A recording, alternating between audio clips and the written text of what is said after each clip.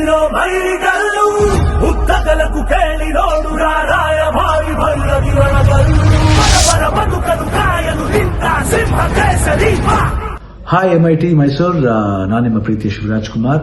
ಮಹಾದಸರಾ 2026 ಎಲ್ಲ ಸ್ಟೂಡೆಂಟ್ಸ್ ಹಾಗೂ ಪಾರ್ಟಿಸಿಪೆಂಟ್ಸ್ಗೆ all the best ಹೇಳಕ್ಕೆ ಇಷ್ಟಪಡ್ತೀನಿ.